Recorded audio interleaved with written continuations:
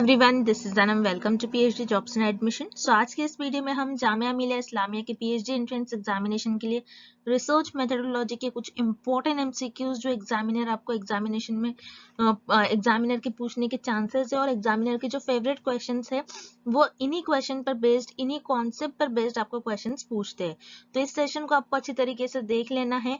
उसी के साथ साथ मैं आपको बता दूं, जामिया मिलिया इस्लामिया का जो आपका पीएचडी एंट्रेंस एग्जामिनेशन है ये आपका 3 डेज कंडक्ट करवाया जाएगा, यानी 11th 12th and 19th of Feb 2023। तो इन तीनों दिन आपके जामिया मिलिया इस्लामिया के पीएचडी एंट्रेंस एग्जामिनेशन कंडक्ट हो गए। प्रॉपर डे डेट टाइम आपको देख लेना है। तो जैसे कि आप सभी को पता है सिर्फ 10 डेज बचे हुए हैं।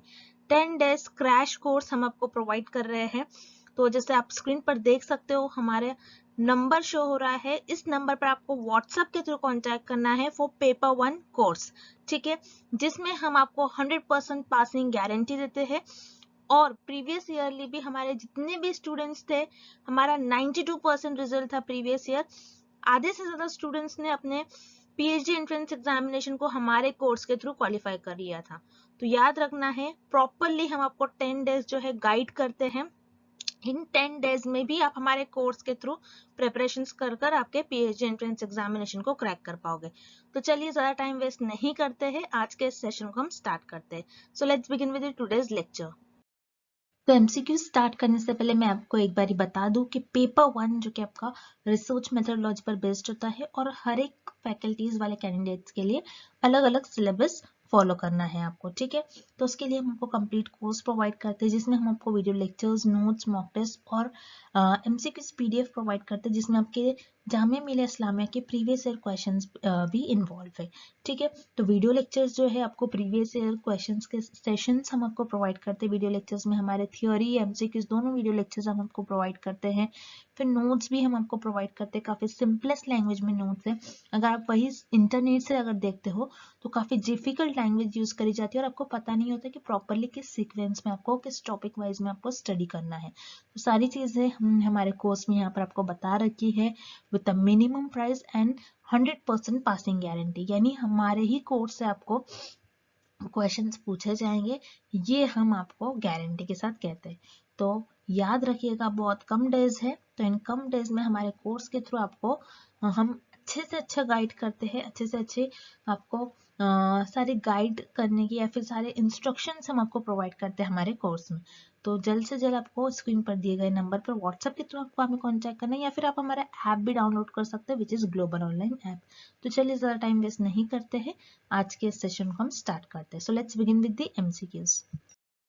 First question, preliminary data collection is a part of. इस क्वेश्चन में हमें फाइंड आउट करना है कि प्रिलिमिनरी डेटा कलेक्शन आपकी कौन से रिसर्च का पार्ट होती है।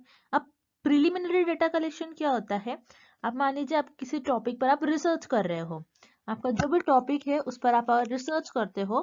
तो आप किसी भी टॉपिक पर अगर रिसर्च करते हो तो पहले कुछ इंफॉर्मेशन पहले आप कलेक्ट करते हो। एक प्रिलिमिनरी मतलब थोड़ी बहुत इंफॉर्मेशन कलेक्ट करने की कोशिश करते हो, उस टॉपिक के बारे में जानते हो, उस टॉपिक को एक्सप्लोर करने की कोशिश करते हो और उस रिसर्च में आप थोड़ा बहुत डेटा कलेक्ट कर लेते हो। यहाँ वहां से आपको जिस जगह से डेटा मिल रहा है आप वहां से डेटा कलेक्ट करते हो।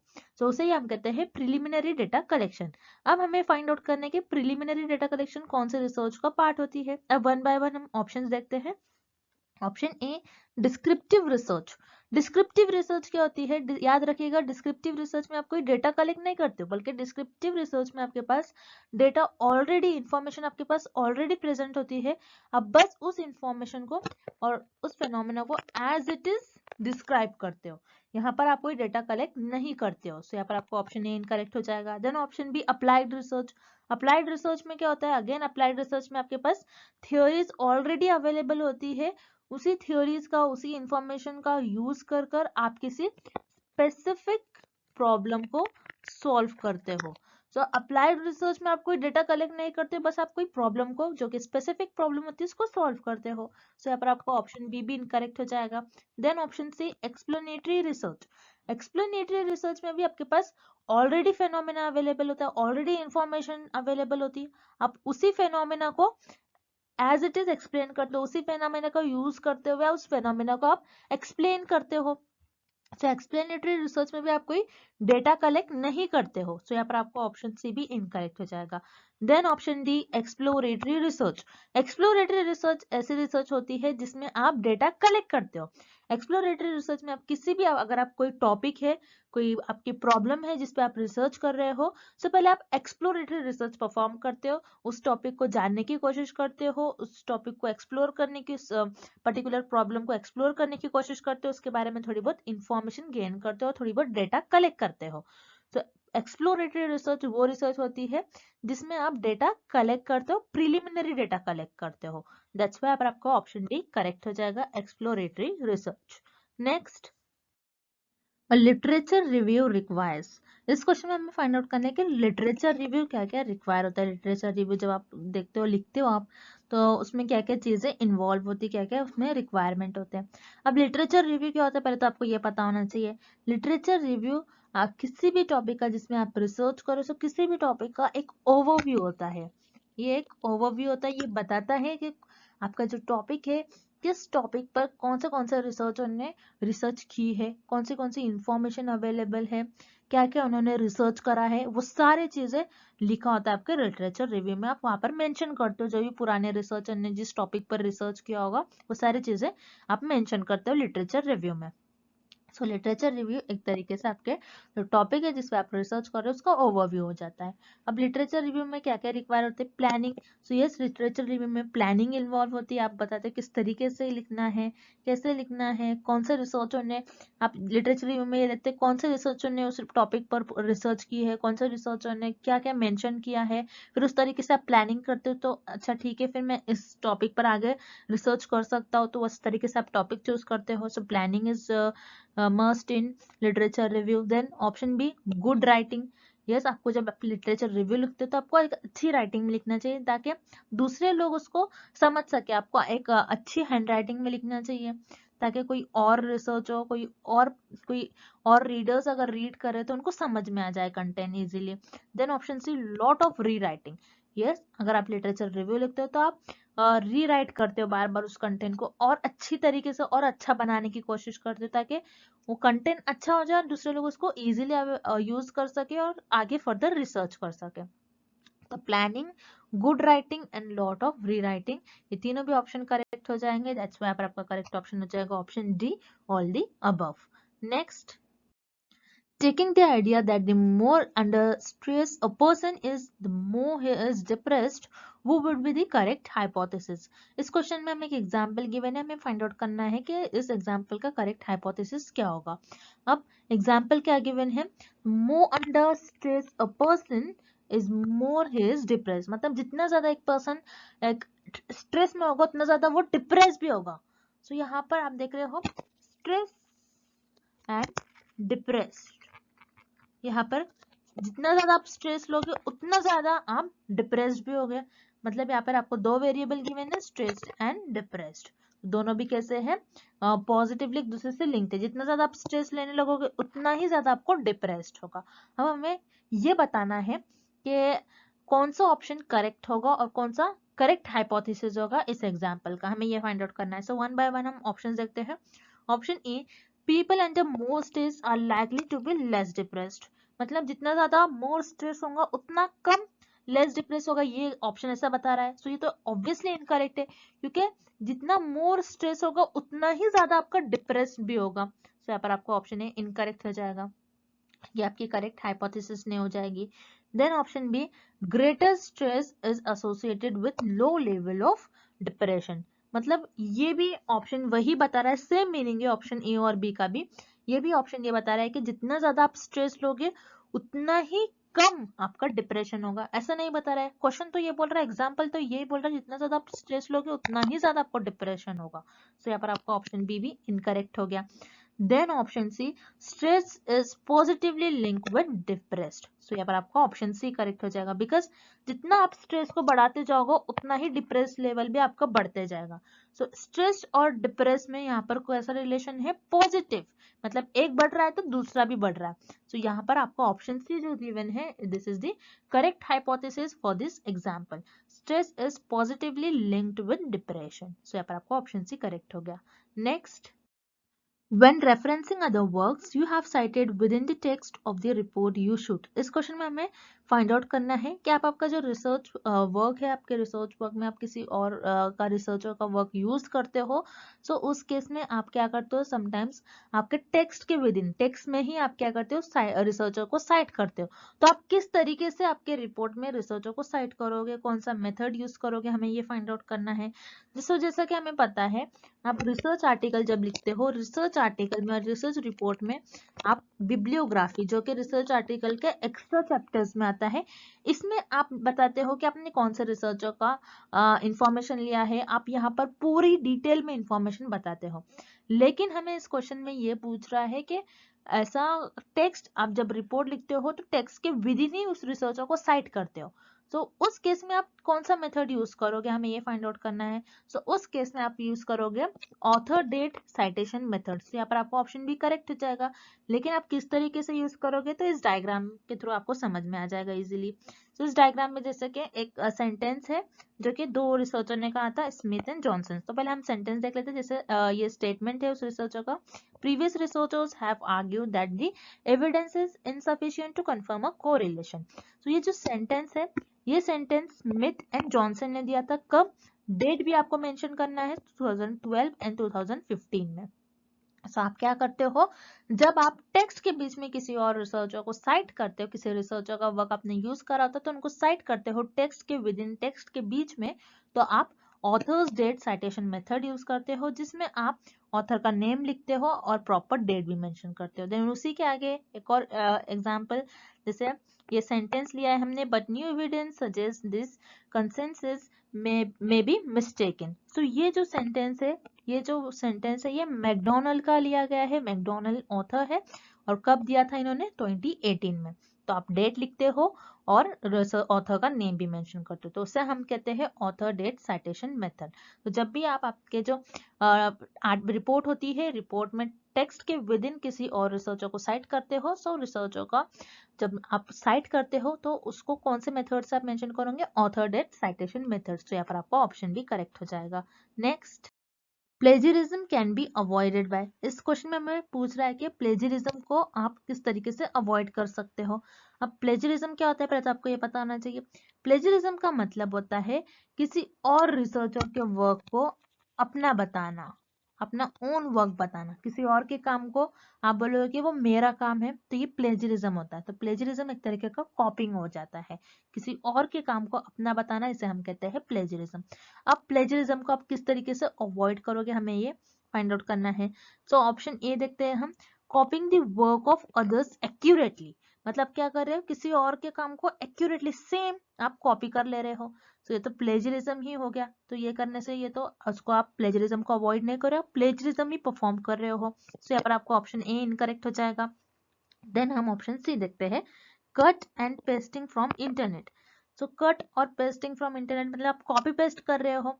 सो कॉपी पेस्ट भी, ये भी आपका प्लेजरिज्म हो जाएगा। आप इंटरनेट से किसी का कंटेंट ले रहे हो, एज इट इज ले रहे हो, कट कर कर पेस्ट कर रहे हो, सो ये भी आपका प्लेजरिज्म हो जाएगा। आप यहाँ पर प्लेजरिज्म परफॉर्म कर रहे हो, तो यहाँ पर आपका ऑप्शन सी भी इनकरेक्ट है। Then option G, quoting directly with revealing the source. आप क्या कर रहे हो, कोट तो कर रहे हो, मतलब आप जैसे मान लीजिए किसी और रिसर्चर का कंटेंट आपने यूज करा है, उसके आगे आप कोट कर रहे हो, मतलब कोटेशन मार्क्स लगा रहे हो, लेकिन आप उनका नेम मेंशन नहीं कर रहे हो। सो ये भी आपका, आप प्लेजरिज्म ही इधर परफॉर्म कर रहे हो। तो यहाँ पर आपको ऑप्शन डी भी इनकरेक्ट हो जाएगा। Then option B, paraphrasing the authors text in your own word. तो ये आपका, आप इस तरीके से प्लेजरिज्म को अवॉइड कर सकते हैं। मतलब आप क्या कर रहे हो, किसी और ऑथर का आपने टेक्स्ट लिया, उसको एनालाइज करा, उसको देखा, और आपने क्या करा, उसको ओन वर्ड में आपको बताया, ओन वर्ड में आपने लिखा, डिस्क्राइब करा। सो इस तरीके से आप प्लेजरिज्म को अवॉइड कर सकते हो। सो यहाँ पर आपका ऑप्शन डी करेक्ट हो जाएगा, paraphrasing the authors text in your own words. Next, the mean of a distribution 14 and standard deviation is 5. What is the value of coefficient of variation? इस क्वेश्चन में हमें मीन की value given है 14 and standard division given है 5, और हमें find out करना है कोएफिशिएंट ऑफ वेरिएशन। तो जो हमें गिवन है पहले हम वो लिख लेते हैं। आपको गिवन है मीन जिसे हम म्यू से डिनोट करते हैं, मीन को हम एवरेज भी कहते हैं। एवरेज वैल्यू आपको गिवन है 14 उस तरीके से स्टैंडर्ड डिविएशन जिसे हम सिग्मा से डिनोट करते हैं, स्टैंडर्ड डिविएशन की वैल्यू आपको गिवन है 5। अब हमें coefficient of variation find out करना है, तो हम CV लिख लेते हैं। तो कोएफिशिएंट ऑफ वेरिएशन का फॉर्मूला होता है सिग्मा, जिसे हम स्टैंडर्ड डिविएशन कहते हैं, अपॉन म्यू जो होता है आपका मीन। अब सिग्मा की वैल्यू है आपकी यहाँ पर 5 अपॉन म्यू की वैल्यू है 14। 5 अपॉन 14 अगर आप करते हो तो आपको आंसर मिल जाएगा 0.357। अब 0.357 ये तो हमारा आंसर आ रहा है, लेकिन आप देख रहे हो ऑप्शन में आपको परसेंटेज में वैल्यूज गिवन है। सो परसेंटेज में इन्होंने आपको कन्वर्जन में आंसर गिवन करा है। सो अगर आप 0.357 इसका कन्वर्जन देखते हो तो इसका कन्वर्जन कुछ इस तरीके से होता है 35.7 इंटू 1/100। 37.5 इंटू 1/100 अगर आप करते हो तो आपको यही आंसर मिल जाता है। तो देखा जाए तो इन्होंने कैसा आपको आंसर बनाकर दिया है। अगर आपका आंसर 2 आता तो इन्होंने आपको ऑप्शन में ऐसा दिया होता है 4/2। तो 4/2 का आंसर भी 2 होता है।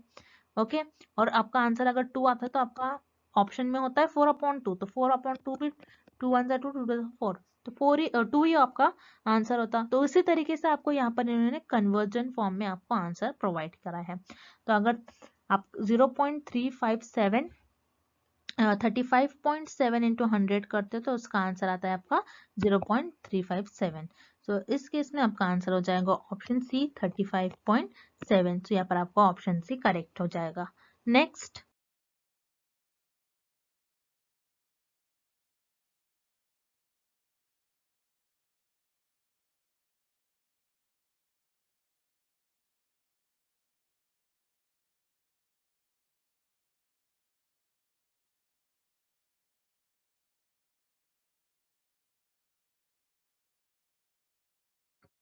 Which one of the following is true about the descriptive research? इस क्वेश्चन में हमें फाइंड आउट करना है कि कौन सा ऑप्शन करेक्ट है अबाउट डिस्क्रिप्टिव रिसर्च।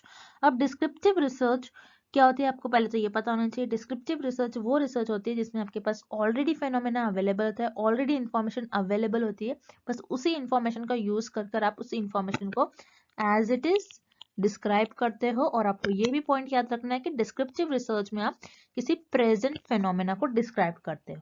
जो करंट अफेयर्स होते हैं उनको आप डिस्क्रिप्टिव रिसर्च में डिस्क्राइब करते हो। अब वन बाय वन हम ऑप्शंस देखते हैं, उस तरीके से आपको डिस्क्रिप्टिव रिसर्च और अच्छे तरीके से समझ में आ जाएगी। So option A, research carried out to using questionnaires and survey. तो जैसे कि मैंने बताया कि डिस्क्रिप्टिव रिसर्च में आप ऑलरेडी इंफॉर्मेशन अवेलेबल होती है, डिस्क्रिप्टिव रिसर्च में आप कोई डेटा कलेक्ट नहीं करते हो। सो क्वेश्चनर्स और सर्वे रिसर्च तब यूज करते हैं जब उनको डेटा कलेक्ट करना होता है। सो यहाँ पर आपको ऑप्शन ए करेक्ट हो जाएगा, it is not true about descriptive research. Then option P, researcher has control over the variables. So descriptive research में researcher का variables पर कोई control नहीं होता है। So यहाँ पर आपको option B भी incorrect हो जाएगा। Then option C, study is only observation and data collection. So descriptive research में क्योंकि हमारे पास already information available होती है तो कोई researcher data collect नहीं करता है descriptive research में, ना ही कोई observation होते हैं। So यहाँ पर आपको option C भी incorrect हो जाएगा। Then option D, study is used to assess the states of affairs for a particular object. So यहाँ पर आपको ऑप्शन डी करेक्ट हो जाएगा। बिकॉज डिस्क्रिप्टिव रिसर्च, जैसे कि मैंने आपको यही बताया इस पॉइंट में कि डिस्क्रिप्टिव रिसर्च क्या होता है जिसमें हम प्रेजेंट फेनोमेना को डिस्क्राइब करते हैं। उसी तरीके से डिस्क्रिप्टिव रिसर्च यूज करा जाता है कोई करंट अफेयर्स को, कोई करंट अफेयर, कोई पर्टिकुलर टॉपिक है उसका करंट अफेयर। जैसे मान लीजिए कि बिजनेस है, बिजनेस कैसे रन हो रहा है, शेयर मार्केट क्या था, और किसी कंट्री है उसका इकोनॉमिक स्टेटस क्या है। सो ये सारी चीजें जो करंट अफेयर्स जो प्रेजेंट में चल रहे हैं उनको डिस्क्रिप्टिव रिसर्च डिस्क्राइब करता है, और उसी के लिए हम डिस्क्रिप्टिव रिसर्च यूज करते हैं। जो प्रेजेंट में चीजें चलती है, जो करंट अफेयर्स होते हैं उनको डिस्क्राइब करने के लिए हम डिस्क्रिप्टिव रिसर्च का यूज करते हैं। दैट्स व्हाई आपका करेक्ट ऑप्शन हो जाएगा option D, study is used to assess the states of affairs for particular object. It is true about descriptive research. Next, What may not be considered as a good research objective if? इस question में हमें find out करना है कि इन options में से कौन सा एक ऐसा ऑप्शन है जिसको आप कंसिडर नहीं करोगे कि वह एक गुड रिसर्च ऑब्जेक्टिव है।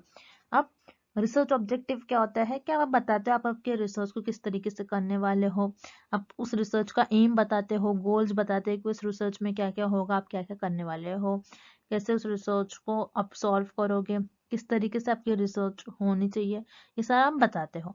अब आपके रिसर्च ऑब्जेक्टिव क्या क्या नहीं होने चाहिए वो हम वन बाय वन ऑप्शन देखते हैं। Option A, presented briefly and concisely. ये सब आपके जो रिसर्च में रिसर्च ऑब्जेक्टिव है उसको एक ब्रीफली और कंसाइजली मतलब एक शॉर्ट में बताते हो कि इसके ऑब्जेक्टिव्स क्या हो गए। सो यहाँ पर आपका ऑप्शन ए करेक्ट है। Then option B, presented logically, मतलब आप किस तरीके से प्रेजेंट करते हो कि वो लॉजिकली, मतलब उसके पीछे कुछ ना कुछ रीजन होने चाहिए। तो उसका रीजन बताते हो कि आप जो भी रिसर्च कर रहे हो क्या उससे सोसाइटी के लिए वो जो उसके रिजल्ट आएंगे कि वो बेनिफिशियल है या फिर नहीं। जैसे आपको ये ड्रग है, किसी डिसीज के अगेंस्ट आप ड्रग बना रहे हो, सो वो सोसाइटी के लिए बेनिफिशियल होगा, सो उसका रीजन बताते हो आप क्यों आप वो रिसर्च क्यों कर रहे हो। सो ये भी आपका ऑप्शन बी भी करेक्ट है। It is correct about your और it is a good research objective, that's why आपका ऑप्शन ए और बी दोनों भी इनकरेक्ट हो जाएगा। Then option C, restrictions in the use of action verbs, मतलब आपको जो रिसर्च में आपको लिमिटेड ही रिस्ट्रिक्शन का मतलब होता है लिमिटेड, आपको बहुत कम एक्शन वर्ब्स का यूज करना होता है। ऐसा नहीं होता है क्योंकि आप आपकी जो रिसर्च होती है उसमें एक्शन वर्ब ज्यादातर यूज करते हो। जैसे एक्शन वर्ब्स क्या हो सकते हैं, डिस्क्राइब, समराइज्ड और कंपेयर, आप कंपैरिजन करते हो वेरिएबल्स के बीच में, प्लान और स्कोर्स। तो ये सारी चीजें जो होते हैं ये आपके एक्शन वर्ब्स में आते हैं। जैसे आप डिस्क्राइब का यूज कैसे करोगे कि research describes relation between income and spend, आप कितना कमा रहे हो, आप कितना स्पेंड कर रहे हो। उसी तरीके से समराइज को किस तरीके से आप यूज करोगे, research summarises relation between water and plant growth. Research को आप समराइज करोगे, बताते हो कि वो उनका रिलेशन कैसा है प्लांट और वाटर ग्रोथ के बीच में। तो इस तरीके से आप बताते हो। जैसे कंपैरिजन, आपको कोई दो चीजों के बीच में कंपेयर करना है, आप ये कंपेयर कर रहे हो जो पर्सन ज्यादा स्मोकिंग करते हैं उनके लंग्स पर ज्यादा इफेक्ट होता है। तो यहाँ पर आप एक्शन वर्ब्स का रिसर्च में ज्यादा से ज्यादा यूज करते हो, आपको लिमिटेड एक्शन वर्ब आप यूज नहीं करते हो। सो ये आपका ऑप्शन से यहाँ पर करेक्ट हो जाएगा, restrictions in the use of action verbs. Next, research design strategy encompasses all the components below except। इस क्वेश्चन में हमें फाइंड आउट करना है कि आपका जो रिसर्च डिजाइन होती है, रिसर्च डिजाइन में कौन सा ऑप्शन आप उसको फॉलो नहीं करते हो और रिसर्च डिजाइन में आप क्या डिसाइड नहीं करते हो, हमें ये फाइंड आउट करना है। कौन सा कंपोनेंट आपके रिसर्च डिजाइन में इन्वॉल्व नहीं होता है, हमें ये फाइंड आउट करना है। रिसर्च डिजाइन क्या होती है पहले तो आपको ये पता होना चाहिए। रिसर्च डिजाइन जिसको हम ब्लूप्रिंट भी कहते हैं, तो रिसर्च डिजाइन जो होती है आपकी, इसमें आप प्लानिंग करते हो कि आप किस तरीके से आपकी रिसर्च परफॉर्म करोगे, कौन से मेथड्स यूज करोगे, क्या क्या स्टेप्स फॉलो करने वाले हैं आपकी रिसर्च में, सारा कुछ आपके रिसर्च डिजाइन में आप प्लान कर लेते हो। तो उसे हम कहते हैं रिसर्च डिजाइन। अब इस क्वेश्चन में हमें ये देखना है कि रिसर्च डिजाइन में कौन सा कंपोनेंट इन्वॉल्व नहीं होगा। सो वन बाय वन हम ऑप्शन देखते हैं। Option A, data collection design. So आपके रिसर्च डिजाइन में आप डेटा कलेक्शन डिजाइन ये भी आप डिसाइड कर लेते हो कि आप किस तरीके से डेटा को कलेक्ट करोगे, किस मेथड से आप डेटा को कलेक्ट करोगे। क्या आप क्वेश्चनर्स के थ्रू आपका डेटा कलेक्ट करोगे, या फिर आप इंटरव्यू परफॉर्म कर कर, या फिर आप सर्वेस के थ्रू आप किस तरीके से डेटा कलेक्ट करने वाले हो, कहाँ से करने वाले हो, ये सारा आप रिसर्च डिजाइन में आप बताते हो। तो यहाँ पर आपका ऑप्शन ए इनकरेक्ट हो जाएगा, ये तो मेन कंपोनेंट होता है रिसर्च डिजाइन का। Then option B, sampling design, तो आप ये भी बताते हो आप किस तरीके से सैंपल्स को कलेक्ट करने वाले हो, आप कौन से जगह से आप सैंपल्स को कलेक्ट करने वाले हो, कौन से मेथड से आप सैंपल्स को कलेक्ट करने वाले, कितने मेंबर्स आप सेलेक्ट करने वाले हो, जैसे कौन सा मेथड आप यूज करोगे, प्रोबेबिलिटी, नॉन प्रोबेबिलिटी, आप रैंडमली आपके पॉपुलेशन में से मेंबर्स को सिलेक्ट करोगे, या फिर अपने जजमेंट और कन्वीनियंस की बेसिस पर से कैसे सैंपल सेलेक्ट करने वाले आप यहाँ पर आप रिसर्च डिजाइन में ये सारा बताते हो आपका सैम्पलिंग डिजाइन। सो यहाँ पर आपका ऑप्शन बी भी इनकरेक्ट है। Then option C, instrument development. Instrument development ये भी आप बताते हो आपके रिसर्च डिजाइन में आप किस तरीके से इंस्ट्रूमेंट डेवलप करोगे। मतलब इंस्ट्रूमेंट डेवलपमेंट का मतलब क्या होता है, आप ज्यादा टेस्टिंग करते हो। यहाँ पर आप आपके जो स्टडी उसकी वैलिडिटी देखते हो, आप उसकी रिलायबिलिटी देखते हो, बार बार टेस्ट परफॉर्म करके आप देखोगे कि आपके जो रिजल्ट आ रहे हैं वो एक्यूरेट आ रहे हैं या फिर नहीं, कि आप जो भी आप रिसर्च यूज कर रहे हो, जो भी आपने टेस्ट किया है, आप यहाँ पर बेसिकली टेस्ट परफॉर्म करते हैं, आपकी रिसर्च की वैलिडिटी देखते हो और रिलायबिलिटी देखते हो। देन आप ये भी प्लान करते हो कि आप कुछ टेस्ट प्लान करते हो, फिर आप ये भी बताते हो कि आप पायलट टेस्ट कंडक्ट करवाने वाले हो, जैसे आप स्मॉल स्केल पर पहले स्टडी परफॉर्म कर देखोगे कि वो सक्सेसफुल हो रही है फिर नहीं, फिर उसको लार्ज स्केल पर करोगे। तो ये सारा सब कुछ इंस्ट्रूमेंट डेवलपमेंट आप बताते हो। सो इंस्ट्रूमेंट डेवलपमेंट बेसिकली आप बताते हो आप किस तरीके से टेस्ट करने वाले हो आपके रिजल्ट्स को, वैलिडिटी रिलायबिलिटी आपके रिसर्च की। सो यहाँ पर आपका ऑप्शन सी भी इनकरेक्ट हो जाएगा, क्योंकि ये भी मेन कंपोनेंट है आपके रिसर्च डिजाइन में, आप इसको भी डिसाइड करते हो। Then option D, data analysis. Data analysis जिसको हम ऑब्जर्वेशंस भी कहते हैं, मतलब आपने डेटा कलेक्ट कर लिया। डेटा कलेक्ट करने के बाद आपको जो भी डेटा से इंफॉर्मेशन मिल रही है आप उसको एनालाइज करोगे, आप उसको ऑब्जर्व करोगे। सो आप पहले से तो नहीं बता सकते ना आप किस तरीके से ऑब्जर्व करोगे, आपका पॉइंट ऑफ व्यू क्या होगा।